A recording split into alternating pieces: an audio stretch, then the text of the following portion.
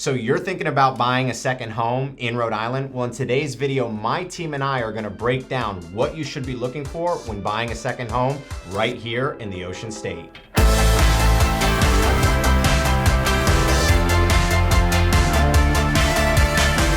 So if this is your first time to the channel and you want to know everything there is about living in Rhode Island, subscribe below, tap the bell for notifications so you can be the first to learn about the current market right here in Rhode Island. My name is Devin and my team and I, we get calls and texts every single day from people just like you looking to make their move to Rhode Island, and we absolutely love it. Whether you're moving in 9 days or 90 days, give us a call, shoot us a text, or send us an email so we can help you make a smooth transition here to Rhode Island. So today I have our team assistant here, Lauren, with us, and we're going to be talking about purchasing a second home here in Rhode Island, Lauren. Exciting conversation. Yes. So Devin, when we're looking for a second home, when and where do you think is the best time and place to buy a second home? Sure. So what I always talk and I always guide people on when buying a second home is what first is the goal?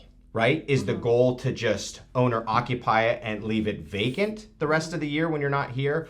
Or is your goal looking to offset expenses within that asset? You know, use it on weekends you want to use it, cover the taxes on it, cover the mortgage on it. So that really that's what begins to tailor the conversation, because certain areas in Rhode Island are going to be better to cover expenses as far as an investment standpoint. If it's just an owner-occupied standpoint, again, that's a different conversation. So I like to tailor the conversation first about how you're going to use the asset, right? So that's important. Now, there's about 12 areas in Rhode Island where most people buy their second homes. Really, there's a lot of areas outside of that I don't think a lot of people buy second homes. So the areas go, you have Newport, Middletown, Portsmouth, Tiverton, Little Compton, you have Bristol, which is like its own little Newport, Jamestown, Narragansett, Charlestown.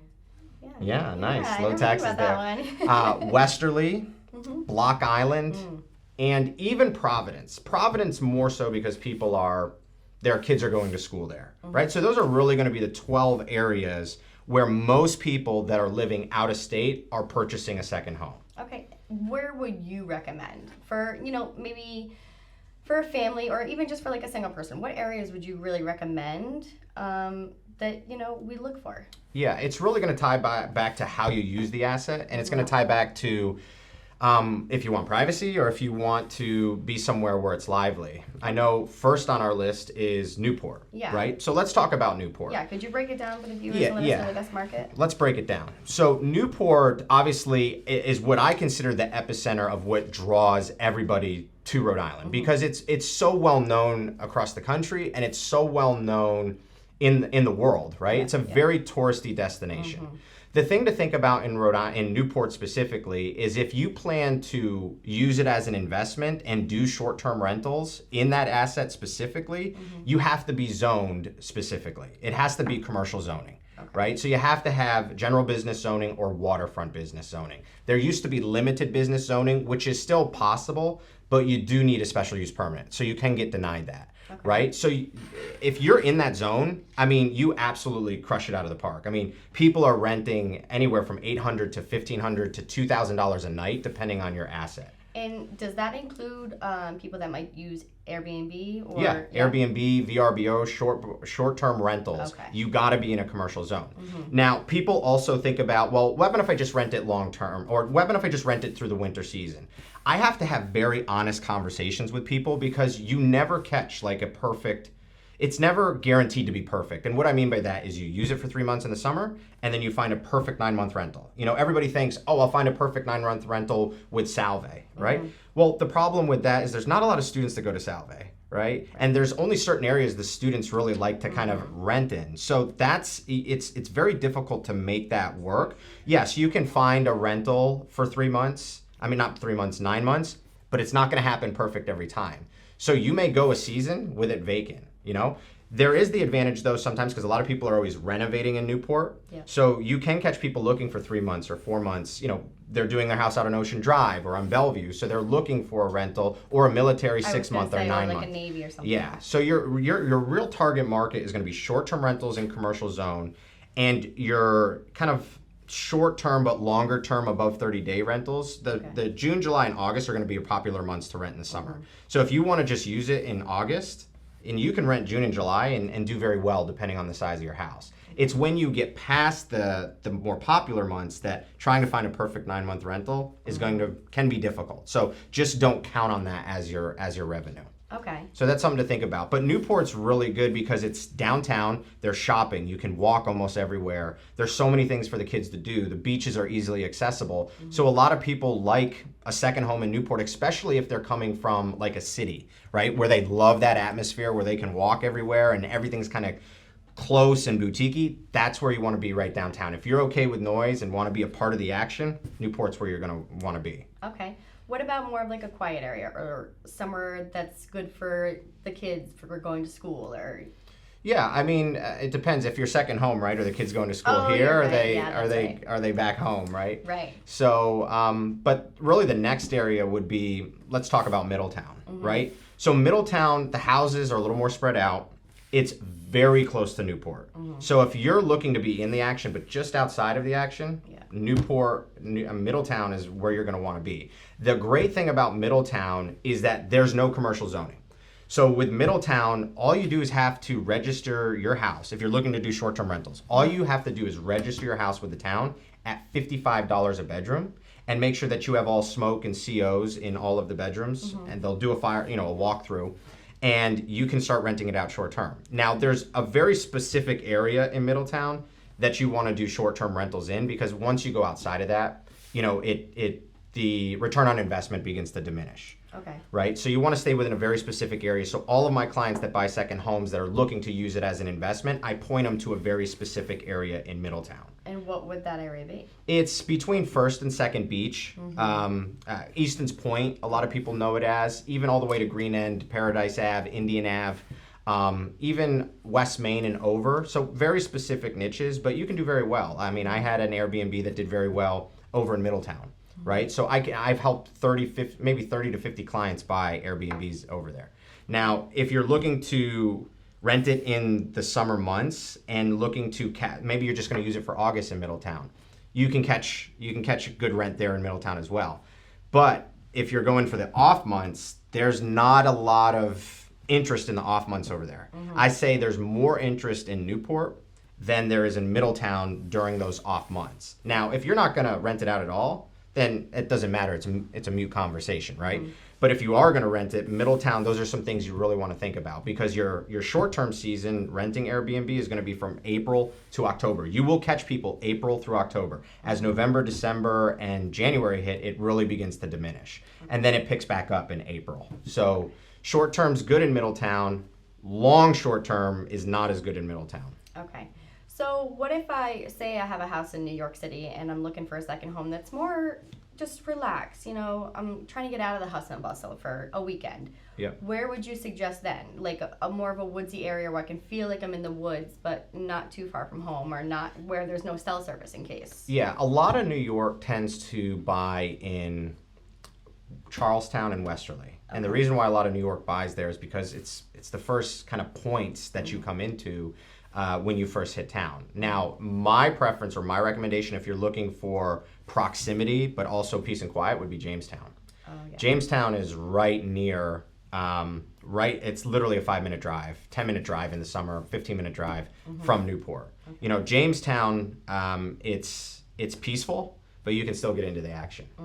And the thing about Jamestown is you can do short-term rentals over there as well. Yeah. I think it's a registration fee of $750. They just passed that. And it's the ball is always changing. Like, you never know what these towns are coming up with. Like, the state of Rhode Island literally just made everybody register by January 1 their short-term rental, no matter where you are in the area. Now, some areas won't allow any short-term rental. Like Newport, you have to be commercially zoned. If you're outside of that, you're in violation, right? Okay. So these are the things you got to kind of know when you're buying a second home. So what if you just, found out that happened and it's January 22nd? Like, now you have to wait a whole another year to register? I don't know the answer to that question. Yeah, this is brand new. Yeah. It's just coming up. So okay. Everybody's kind of like sitting back and trying to figure it out. Yeah. The pros of Jamestown is that it's really quiet and it's peaceful and you can access the craziness, so to speak. Yeah.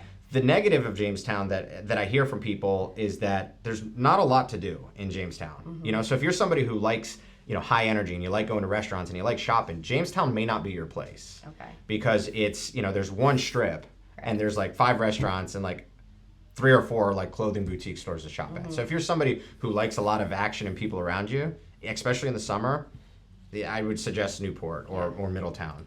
Would you say Block Island's almost like the same? As far as like a lot of people? Yeah. Yeah, I mean, Block Island is, I mean, that's a whole nother animal. You know, Yeah. you got to like getting on a ferry.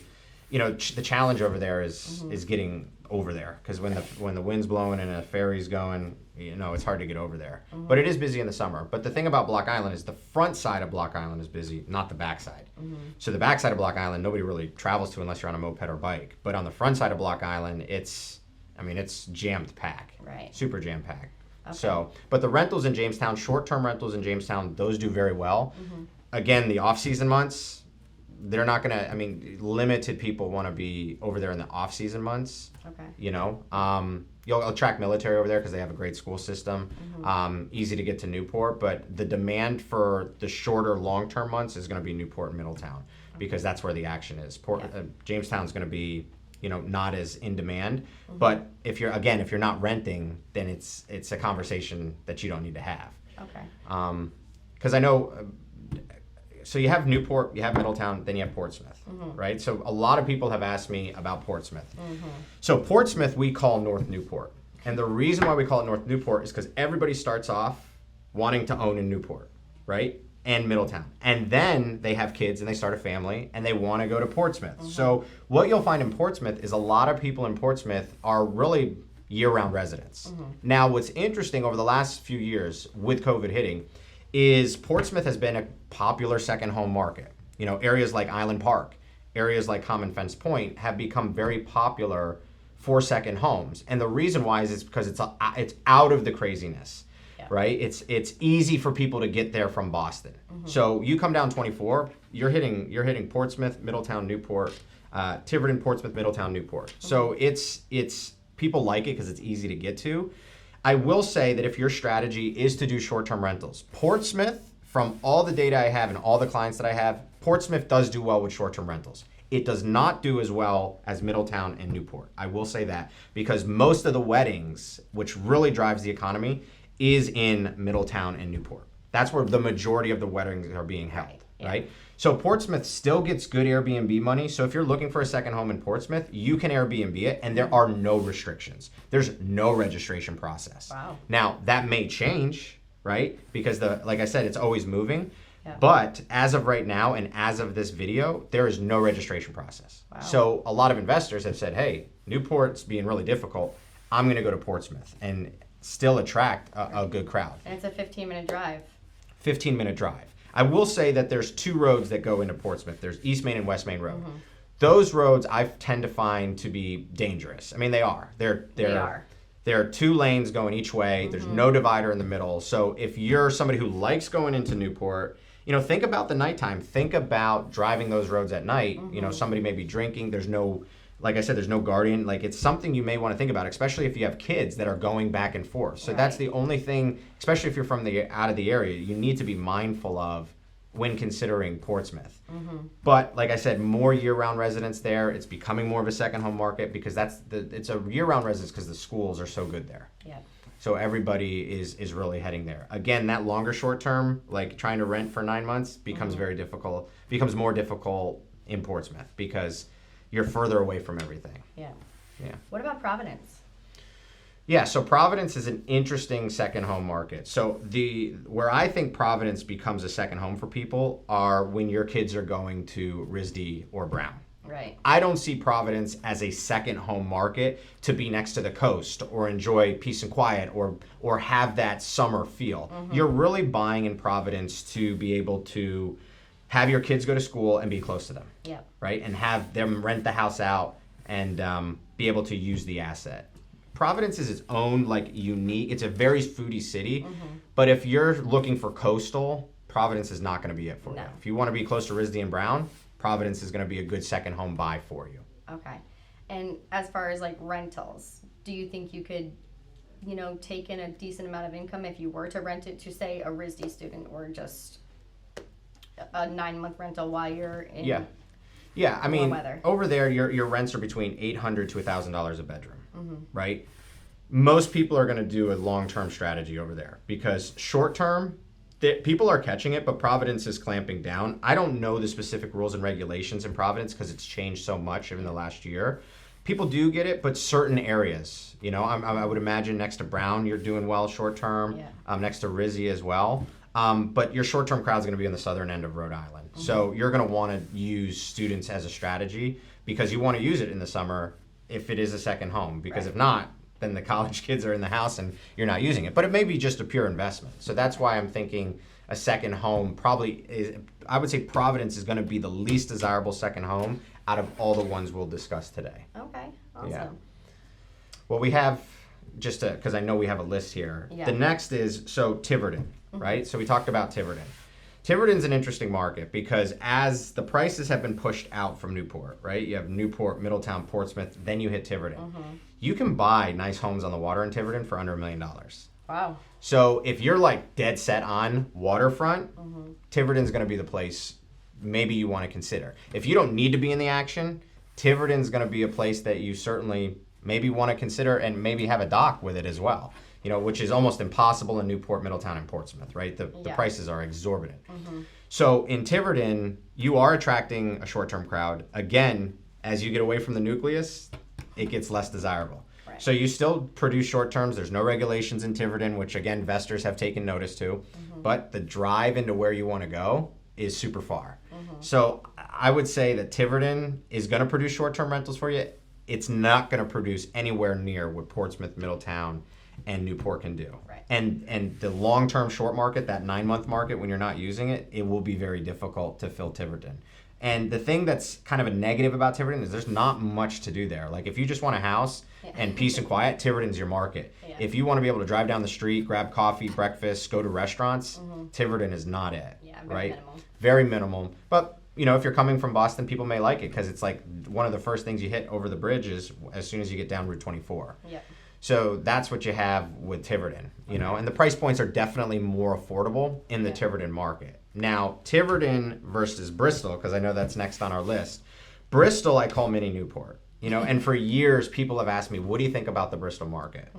I think the Bristol market is good because it kind of acts like Newport, but it's just far removed. That's the only negative I see to Bristol is it's so far removed from the attraction of Newport. It's its own town. It's got its own shops. It's got its main drag there. And it does have a very Newport feel. And the price points are good. And you can do short-term rentals over there. And you can catch kids in the off-season at Roger Williams. That's true, too. So a lot of people, I think Bristol is actually a very underutilized market as far as a second home from an investment standpoint. Again, if it comes back to just a place where you want to be able to be on the water, you can get good price points over there. And just a place you want to occupy and have no one rent. Bristol's a great market as far as price point and as far as being able to walk to things and do things, shopping, eating, restaurant, etc. Right? Short-term wise, it does well. The rents are going to be, not the rents, but the short-term rents are going to be nowhere, again, what Portsmouth, Newport, and Middletown can get. However, you are going to catch, there is the summertime season and there is an off-season over there. So these are just, again, it came back to your first question. How am I going to use the asset? Right. And that's where my conversation starts to take place because there's different strategies. Right? Depending on your location. And who you are, what you might want to do with it. Yeah, because some people, like my wife, she's like, I don't want anybody touching my stuff. So I'm always the one that's got to convince her, let's rent it out, right? Yes. This is a good move, right? Yeah. Especially since we're young and we want to cover expenses and all that. So it's going to really be determined by the person. So I guess another question is, if you buy a second home and you plan on just kind of renting it out for most of the time, do you furnish it? Do you say, I don't want anybody touching my stuff, so I'll furnish it, nobody's going to go in there, or I'm renting it out so they'll bring their own stuff? What is the best scenario, do you think? I mean, definitely furnished. It's just what furniture are you buying? Right. Right? If you have a nicer home, most people are West Elm, Blue Dot, Serena and Lily. It's nice stuff. But keep in mind, on VRBO and Airbnb, those sites, you review them and they review you. Right. So one of my recommendations that I make to people, if you are afraid about renting out a second home, look at their reviews. If they don't have reviews, then make the decision that, hey, maybe I don't want to take the risk with this person and be their first review, right? If somebody's got 7, 8, 10, 5 reviews, hey, this person's awesome, you can have a really good expectation that they're going to treat your home like you would expect them to treat your home. Okay. Most people on those platforms will treat your home as long as you're not trying to stuff the house. Like if it's 4 bedrooms, maybe you just limit it to 8 people, 2 couples a bedroom. Yeah. Don't put it can sleep 12. There's a downstairs bedroom. There's an upstairs. You know what I mean? We have a blow-up mattress. Exactly. You know, that's where things really become more destructive. Okay. So I would say look at the reviews when it comes to second homes. Okay. So that's a good tip, because I have a lot of clients that have second homes that rent them out, and a lot of clients that have second homes that don't rent them out. So again, weighing in your risk tolerance, right? Okay. So that would be Bristol. So that's kind of like Newport. So we covered Newport, Middletown, Portsmouth, Tiverton, and Bristol. We talked a little bit about Jamestown. So Jamestown is, again, just to kind of reiterate, Jamestown, great second home market, great for privacy. Short-term rentals are good over there. Off-season, not that good. Close to Newport. Again, just to reiterate, there's not a lot to do there. Right. So you're going to be coming to Newport. So if you don't like driving or taking an Uber or a Lyft, you're not going to like Jamestown. Now, were you going to ask a question? Narragansett, and then you have all those kids there. Yeah. So Narragansett, I went to University of Rhode Island. Okay. So I know Narragansett very well. And Narragansett is a great second home market. And the reason why it's a great second home market is because you're close to some of the best beaches in Rhode Island, and you get you get renters in the summer, and you get the college kids in the winter. So the rentals in the summer do very well.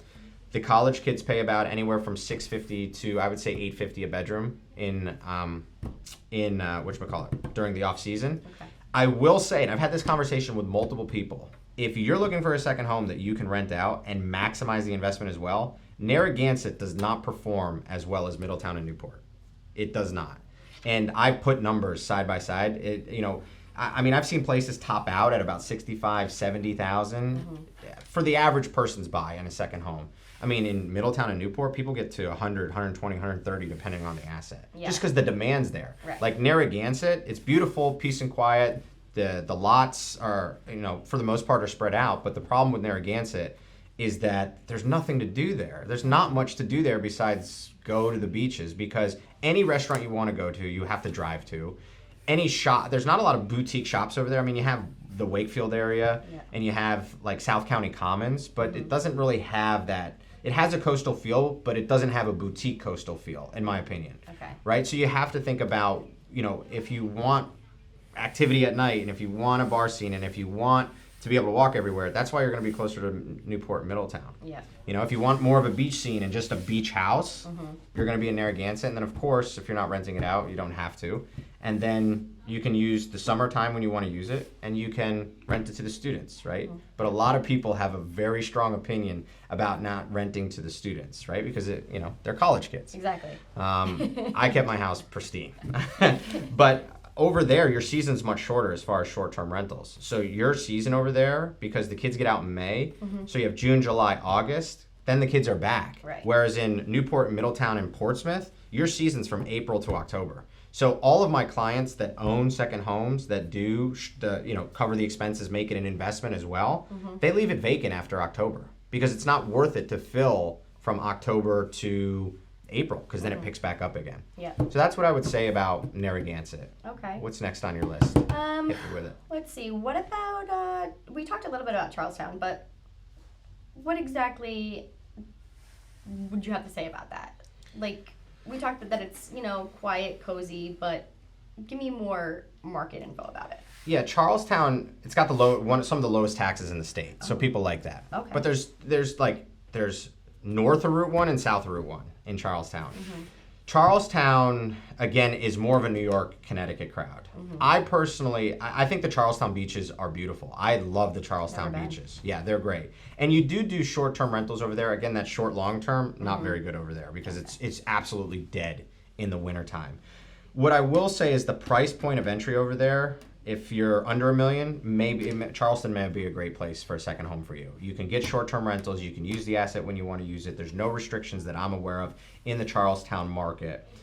Okay. The only issue that I have with Charlestown that I tell people, again, if you want entertainment and you want bars with bands or restaurants, Charlestown, there's just nothing going on there. You know, Okay. we got a fire alarm going on here. Right? There's just nothing going on. There's just nothing going on in Charlestown. So again, if you're somebody who likes peace and quiet and likes, it's more cottagey over there. So the homes are not that big in Charlestown. Okay. So that's just something to think about, that it may not be the market for you if you want entertainment or a larger house, because they're all like these beach bungalows on top of each other for the most part in Charlestown.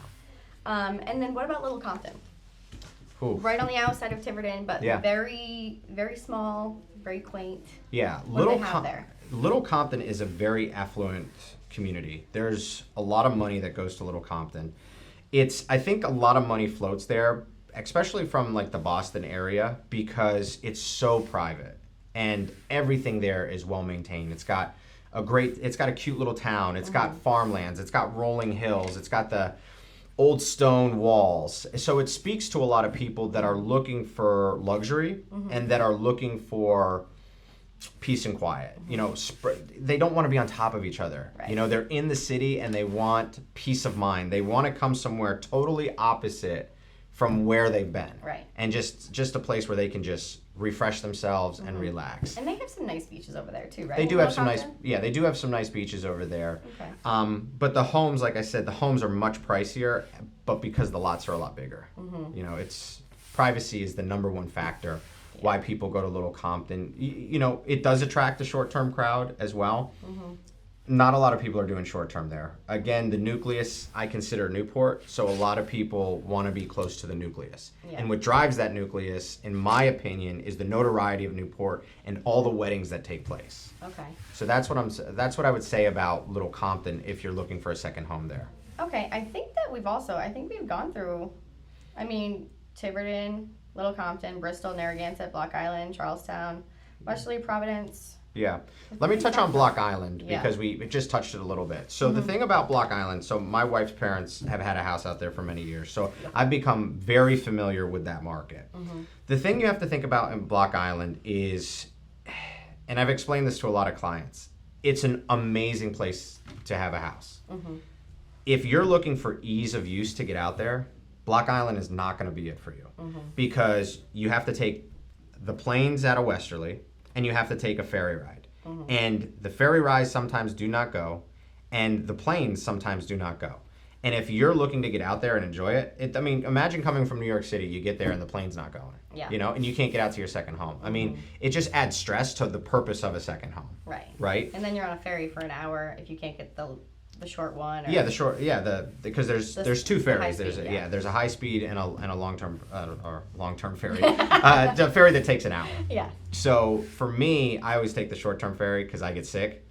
So I'm like, oh God, if I got to ride this way for an hour, it's rough seas. It's only 13 miles. Yeah. So it's not that far off off the tip of Point Judith, but it can be devastating, and I've had some tough rides. But if you're okay with that obstacle, Block Island, I think you get out there and it feels like you're not in Rhode Island. It is so peaceful. They call it the Bermuda of the North, like the beaches there. And when you're out there, I don't know where I am. It feels like St. John meets Hawaii meets Bermuda, I guess the best way. You got scooters everywhere. You got scooters everywhere, and it's really an interesting town. Like, it's so quaint. There is a lot of shopping. There is a lot of good restaurants there. Yeah. It's just that getting out there is really tough. The short-term rentals out there are crazy. Yeah. Like this year, I don't think people had availability in short-term rentals. Like, they were all booked up.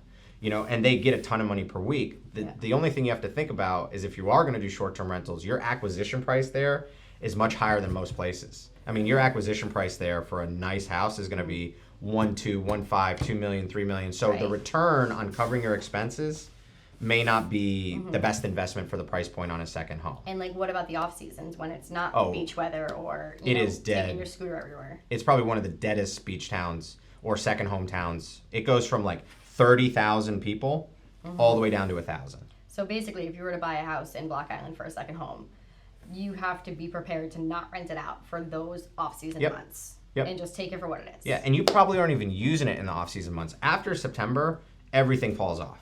Literally everything. Like, there's restaurants aren't open. There's like 1 or 2 restaurants that stay open. The rentals are abysmal.